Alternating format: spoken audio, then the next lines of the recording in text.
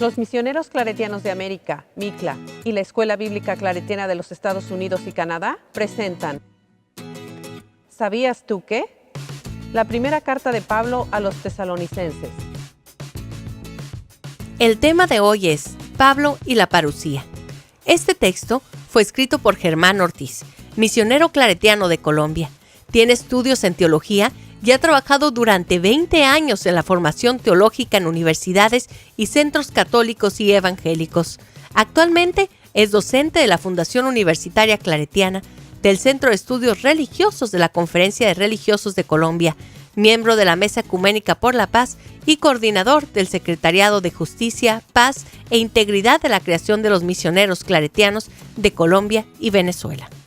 Pablo y la parucía. En el judaísmo se proclamó desde tiempos anteriores a Jesús y al primitivo cristianismo la idea que desembocó en un concepto religioso y teológico del día de Yahvé, como una venida. Esta idea se va a desarrollar hondamente en la teología de los profetas, uniéndola a la teología del día del Mesías o la llegada del Mesías. Se asumió que la llegada del día de Yahvé se concretaría en la llegada del Mesías. Cuando la profecía entra en decadencia y no continúa iluminando la vida del pueblo, aparece como escuela espiritual y teológica la apocalíptica. En el Primer Testamento será Daniel quien interpretará la venida del Mesías como el Hijo del Hombre, que viene entre las nubes, Daniel 7:13. Mucha base del Segundo Testamento, también en el tema escatológico, hunde sus raíces en imágenes, símbolos y reflexiones elaboradas por el pueblo de Israel en el Primer Testamento. Podemos ver en la teología sobre la segunda venida una continuidad discontinua y al mismo tiempo una descontinuidad continua. ¿Por qué este juego de palabras? Porque aunque en el Segundo Testamento se sirva de la teología y de las tradiciones de la venida de Yahvé y de la venida del Mesías, el Testamento cristiano planteará el tema de la venida del reino. Jesús predica la llegada del reino. Según los exégetas, y es una idea postura muy acorde, casi unánimemente el tema del reino pertenece a la ipsísima verba Jesu. La parucía como palabra, tema y fuerza alcanzará su culmen en los textos del Testamento cristiano, convirtiéndose así en tema identificador del cristianismo. La parucía significa desde su origen la segunda venida del Señor Jesús, quien retornará en gloria y poder.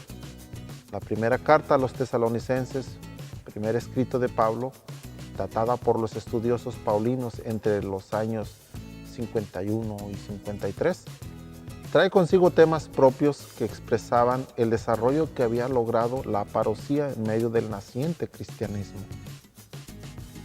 Será la primera carta a los tesalonicenses la que va a introducir en tono de corrección toda la simbólica y el imaginario propio de este tema, cortejo de manifestaciones clamorosas, cortejos de santos, resucitados y vivos, reunión con el Señor, ida a las nubes y del aire con cuerpos ya transformados, y finalmente el juicio y la entrega de todo poder al Padre.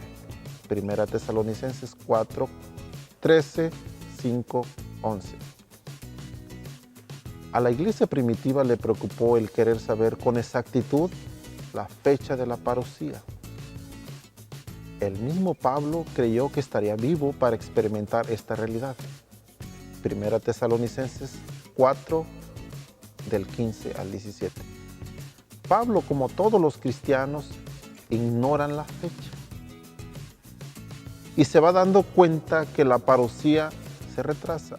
La tardanza hace que los cristianos velen, vigilen, esperen, pero también adormece el quehacer cristiano de frente a las estructuras de la historia que claman y exigen transformación. El cristianismo, por esperar la llegada del Mesías entre las nubes, abandonó el piso de la historia, lugar concreto donde Dios se revela y salva a la humanidad. Los primeros cristianos, aunque ahora convertidos a la fe en Jesucristo, tienen raíces judías muy fuertes y no han podido abandonar toda la tradición veterotestamentaria. Estas tradiciones venidas del Primer Testamento están cargadas de una fuerte influencia apocalíptica. Dichas tradiciones planteaban la eminente venida del Dios Yahvé, quien implantaría el gobierno del pueblo elegido por él y la destrucción de los paganos, los gentiles.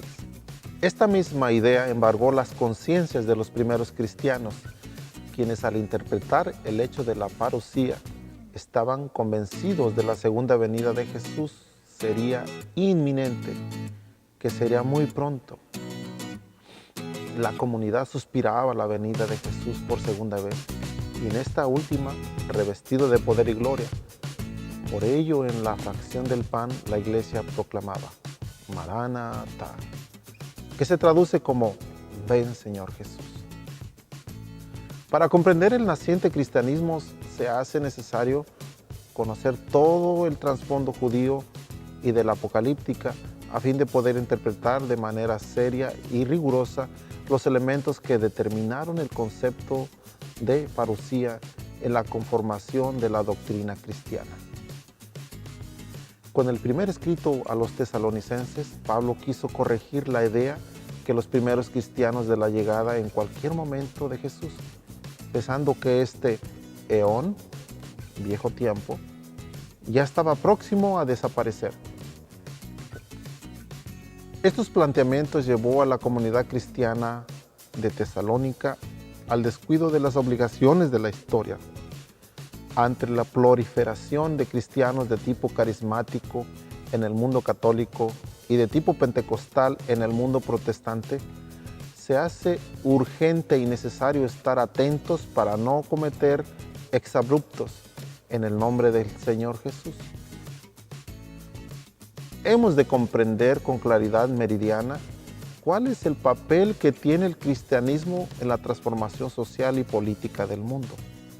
Según las exigencias ético-proféticas de Jesús de Nazaret, comprender que el cristianismo tiene una misión histórica que se planifica es comprender correctamente a Jesús.